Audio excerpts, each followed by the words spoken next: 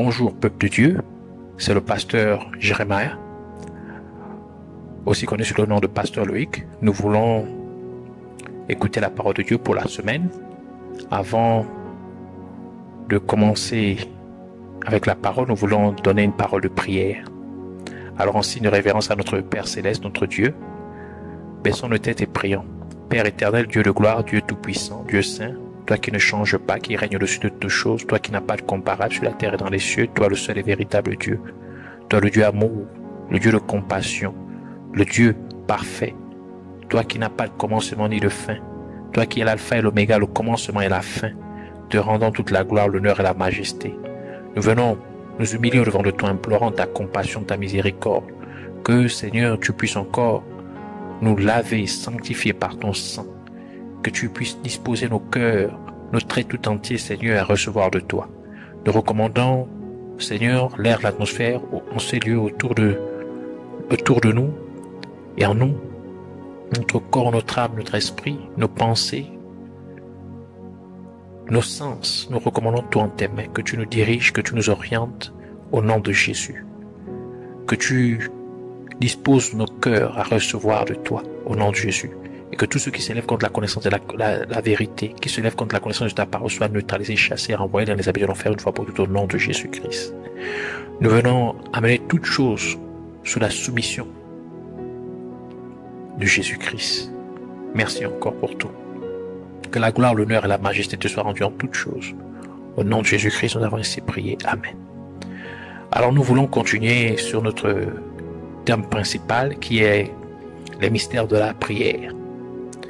Alors, dans ce thème, nous abordons deux sous-thèmes et nous avons terminé avec le premier sous-thème qui est les principes qui amènent notre prière à atteindre le troisième ciel, c'est-à-dire à percer la force cosmique démoniaque qui était établie au deuxième ciel par certains des anges déchus qui ont été chassés du troisième ciel. Alors, nous avons commencé, nous avons entamé le deuxième sous-thème qui est les principes qui amènent notre prière à être exaucée, ou les 7 autels de la prière, ou le tribunal de la prière. Alors la semaine dernière, nous avons parlé du deuxième autel, qui est l'autel de la famille. Alors c'est à cet autel que les esprits méchants qui ont été établis par Satan se lèvent contre notre prière et présentent des faits au devant de Dieu par rapport à notre lignée familiale, afin que notre prière ne soit pas exaucée. Alors ils vont chercher, quel que soit le péché qui a été commis par nos aïeux, car la parole de Dieu dit que Dieu punit l'iniquité des pères jusqu'à la troisième et la quatrième génération. Alors, aujourd'hui, nous voulons parler du troisième autel, qui est l'autel de l'ennemi. L'autel de l'ennemi. Alors nous prenons notre lecture dans le livre de Luc, chapitre 6, versets 27 à 36. Alors je lis la parole de Dieu dans le livre de Luc, chapitre 6, versets 27 à 36, au nom de Jésus-Christ. Mais je vous dis, à vous qui m'écoutez, aimez vos ennemis, faites du bien à ceux qui vous haïssent, bénissez ceux qui vous maudissent, priez pour ceux qui vous maltraitent. Si quelqu'un te frappe sur une joue, présente-lui aussi l'autre. Si quelqu'un prend ton manteau, ne l'empêche pas de prendre encore ta tunique. Donne à quiconque te demande et ne réclame pas ton bien à celui qui s'empare. Ce que vous voulez que les hommes fassent pour vous, faites-le de même pour eux. Si vous aimez ceux qui vous aiment, quel gré vous en saura-t-on? Les pécheurs aussi aiment ceux qui les aiment. Si vous faites du bien à ceux qui vous font du bien, quel gré vous en sera-t-on? Les pécheurs aussi agissent de même. Et si vous prêtez à ceux de qui vous espérez recevoir, quel gré vous en sera-t-on? Les pécheurs aussi prêtent aux pécheurs, afin de recevoir la pareille. Mais aimez vos ennemis, faites du bien et prêtez sans rien n'espérer. Et votre récompense sera grande, et vous serez fils du Très-Haut, car il est bon pour les ingrats et pour les méchants. Soyez donc miséricordieux, comme votre Père est miséricordieux. Que le Seigneur bénisse sa parole, qu'elle vienne pleine de grâce, de faveur, de révélation, de vie, au nom de Jésus-Christ.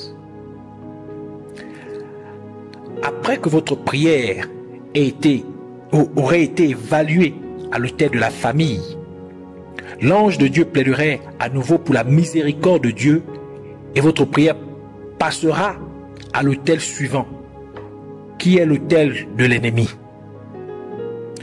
L'autel de l'ennemi est l'endroit où votre prière est évaluée en fonction de votre comportement envers vos ennemis. En d'autres termes, de la façon dont vous réagissez face à la mauvaise manière dont vos semblables agiraient contre vous. Dans l'écriture ci-dessus, Jésus-Christ nous a demandé d'aimer nos ennemis et de faire du bien à ceux qui nous haïssent. Et ainsi de suite.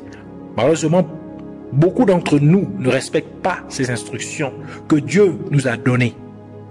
Mais nous devons comprendre que tout ce que Dieu nous demande de faire envers une autre personne est d'abord pour notre propre bénéfice, puis pour le bénéfice de la personne à qui nous faisons cela. Bien que dans le domaine physique, cela semble être le contraire. Lorsque nous faisons du bien à quelqu'un, nous voyons que cette personne bénéficie immédiatement du bien que nous venons de lui faire. Pourtant, dans l'aspect spirituel des choses, c'est une réalité complètement différente. Car lorsque nous faisons du bien à une personne, nous sommes les premiers à recevoir de cette bonne action. Car il y a quelque chose déposé spirituellement sur notre vie avant que quelque chose de bon puisse être donné à la personne à qui nous avions fait cette bonne action. Par conséquent, nous devons comprendre que lorsque Dieu parle, ce n'est jamais par hasard, ni en vain. Et de plus, lorsque Dieu nous donne une instruction, il y a quelque chose de bénéfique pour nous lorsque nous appliquons cette instruction particulière. Par conséquent, en ce qui concerne notre soi-disant être humain ennemi, j'utilise le terme soi-disant parce que comme nous l'avons déjà indiqué dans nos enseignements précédents, notre prochain n'est pas notre véritable ennemi, bien qu'il puisse agir très mal contre nous et bien qu'il puisse se considérer comme notre ennemi. Mais il n'est pas notre véritable ennemi. Mais les esprits démoniaques qui le poussent à agir mal contre nous sont nos réels ennemis. C'est pourquoi la parole de Dieu dit dans Éphésiens chapitre 6 verset 12 ceci: car nous n'avons pas lutté contre la chair et le sang, d'autres termes, comme notre semblable, notre être humain semblable, mais contre les dénominations, contre les autorités, contre les princes de ce monde de ténèbres, contre les esprits méchants dans les lieux célestes. Ainsi, voir les choses de cette perspective vous mettra en position d'avoir de la compassion pour votre prochain qui pourrait avoir mal agi contre vous, et cela vous permettra également de vous conformer aux instructions de Dieu concernant votre prochain qui peut se présenter comme votre ennemi. Alors, quand Jésus-Christ dit que nous devons aimer nos ennemis, ce n'est pas seulement parce que Jésus-Christ sait que nous en profiterons les premiers, mais c'est aussi parce qu'il sait qu'il y a un autel qui est spécifiquement réservé à la façon dont nous réagissons envers nos ennemis. C'est-à-dire un autel qui traite spécifiquement de la façon dont nous réagissons au mal qui peut nous avoir été faits par nos semblables. L'autel de l'ennemi évalue si nous sommes vraiment enfants de Dieu. Car si Dieu fait tomber sa pluie sur les bons et sur les méchants aussi, ou si Dieu fait briller son soleil sur les bonnes et aussi bien que sur les mauvaises personnes, par conséquent, nous devons refléter la même chose en agissant indifféremment avec les gens, qu'ils soient bons ou mauvais. Nous devons être bons pour tout le monde, à tout moment. Car ce faisant, nous prouvons ainsi que nous sommes vraiment les enfants de Dieu. Car comme Dieu agit ainsi, nous devrions agir comme nous le lisons dans notre écriture principale, Luc chapitre 6, versets 35 à 36, qui dit: mais aimez vos ennemis, faites du bien et prêtez sans rien espérer, et votre récompense sera grande et vous serez fils du Très-Haut, car il est bon pour les ingrats et pour les méchants. Soyez donc miséricordieux comme votre Père est miséricordieux. Ainsi, parce que Dieu pardonne à celui qui est bon aussi bien qu'à celui qui est mauvais, quand chacun se répand devant lui pour le mal qu'il a pu faire, nous devons aussi pardonner à la personne qui nous a fait du tort, lui montrant ainsi la miséricorde, tout comme Dieu notre Père céleste est miséricordieux. Et encore une fois, parce que Dieu est amour, et parce que Dieu aime le bon aussi bien que le méchant, bien que Dieu n'aime pas le mal qui est causé par une telle personne, par conséquent, nous devons aussi aimer notre ennemi. C'est pourquoi la parole de Dieu a dit, c'est pourquoi Dieu a dit: aime ton prochain comme toi-même. Et même notre ennemi est notre prochain. Ce qui signifie que notre ennemi doit aussi recevoir notre amour. Marc chapitre 12 verset 31 qui dit ceci: voici le second, tu aimeras ton prochain comme toi-même. Il n'y a pas d'autre commandement plus grand que cela. Parmi tous les soi-disant dieux dans toute l'existence, il n'y en a aucun comme Dieu dont le nom est Jéhovah. Comme Anne l'a déclaré en se réjouissant lorsque Dieu a fermé la bouche de sa rivale Pénina, qui se moquait d'Anne du fait qu'Anne n'avait pas d'enfant. Mais quand Dieu eut intervenu, Anne donna naissance à Samuel. Et Anne pria en disant à Dieu ce qui suit. 1 Samuel chapitre 2 verset 1 à 2. Anne pria et dit: mon cœur se réjouit en l'Éternel. Ma force a été relevée par l'Éternel. Ma bouche s'est ouverte contre mes ennemis, car je me réjouis de ton secours. Nul n'est saint comme l'Éternel. Il n'y a point d'autre Dieu que toi. Il n'y a point de rocher comme notre Dieu. Quand Anne ne pouvait pas avoir d'enfant, sa rivale se moquait d'elle. Mais Anne ne répondit point et Anne ne réagit non plus mal. Mais Anne regarda seulement vers Dieu, qui finit par la justifier en lui donnant non pas n'importe quel type d'enfant, mais le prophète Samuel, à un moment où la parole de Dieu était très rare parmi le peuple d'Israël. Et Dieu ne donna pas seulement Samuel à Anne, le prophète Samuel à Anne, mais Dieu lui donna 5 autres enfants. Alors Anne eut 6 enfants au total. 1 Samuel chapitre 2 verset 21 qui dit ceci: lorsque l'Éternel eut visité Anne, elle devint enceinte et elle enfanta 3 fils et 2 filles.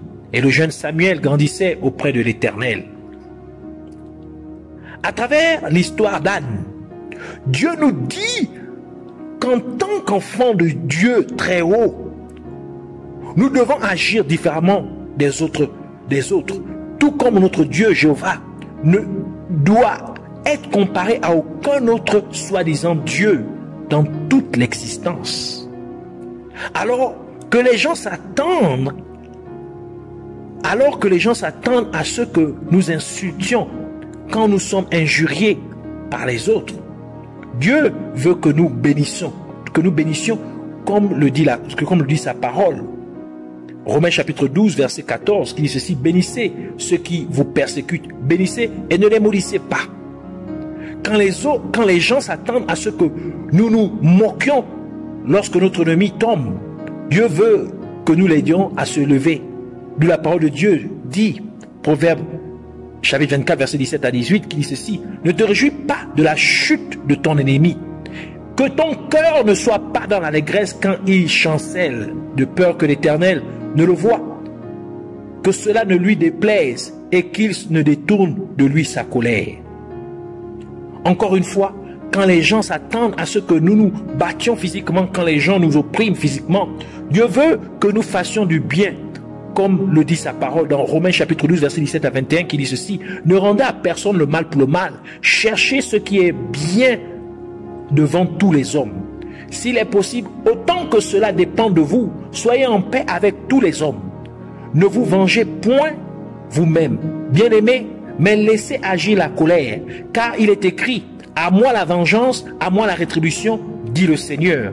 Mais si ton ennemi a faim, donne-lui à manger. S'il a soif, donne-lui à boire. Car en agissant ainsi, ce sont des charbons ardents que tu amasseras sur sa tête. Ne te laisse pas vaincre par le mal, mais surmonte le mal par le bien. Par conséquent, en agissant ou en nous comportant différemment de ce que les gens auraient attendu que nous fassions ou que nous nous comportions, nous prouvons en fait que nous sommes les enfants de Dieu Jéhovah. Car Dieu Jéhovah est en effet différent de tout autre soi-disant Dieu. Et lorsque nous agissons tel que Dieu l'exige de nous, nous laissons Dieu être Dieu. Car comme nous venons de le lire, Dieu dit: à moi la vengeance, à moi la rétribution. Il appartient donc à Dieu de rétribuer tout tort qui peut nous avoir été fait. Mais pas seulement cela, Dieu réparera également tout préjudice qui nous a été fait, comme cela fut le cas d'Anne. Ainsi Dieu se distinguera en faisant au-delà de ce que tout le monde aurait pu s'y attendre. Dieu ferait même au-delà de vos propres attentes, comme Dieu fit avec Anne. D'où la parole de Dieu dit dans Éphésiens chapitre 3, verset 20 à 21, qui dit ceci: or à celui qui peut faire, par la puissance qui agit en nous, infiniment au-delà de tout ce que nous demandons ou pensons, à lui soit la gloire dans l'Église et en Jésus-Christ, dans toutes les générations, au siècle des siècles. Amen. Quand il s'agit de vos semblables qui se considèrent comme votre ennemi, vous devez laisser Dieu être votre défense. Vous devez laisser Dieu jouer son rôle en tant que celui qui va vous venger. C'est pourquoi le roi David demanda à Dieu de plaider sa cause contre ceux qui l'opprimaient. Psaume 35, verset 1, qui dit ceci: Éternel, défends-moi contre mes adversaires, combat ceux qui me combattent. Quand vous agissez comme un enfant de Dieu, quand il s'agit de vos semblables, qui se considèrent comme votre ennemi, en d'autres termes, quand vous réagissez au mal qui vous est fait en leur faisant du bien, vous incitez Dieu, votre Père Céleste, à vous sauver du mal de vos ennemis, comme le dit le roi David dans Psaume 138, verset 7, qui dit ceci: quand je marche au milieu de la détresse, tu me rends la vie. Tu étends ta main sur la colère de mes ennemis et ta droite me sauve. Car en obéissant à Dieu, vous faites en réalité de Dieu l'ennemi de vos ennemis. Comme il a dit dans Exode chapitre 23 verset 22 qui dit ceci: mais si tu écoutes sa voix et si tu fais tout ce que je te dirai, je serai l'ennemi de tes ennemis et l'adversaire de tes adversaires. C'est pourquoi lorsque le peuple d'Israël se dirigeait vers la terre promise, il ne bougerait que lorsque l'arche de l'alliance se déplacerait. Car l'arche de l'alliance était le symbole de leur accord à obéir fidèlement aux instructions de Dieu.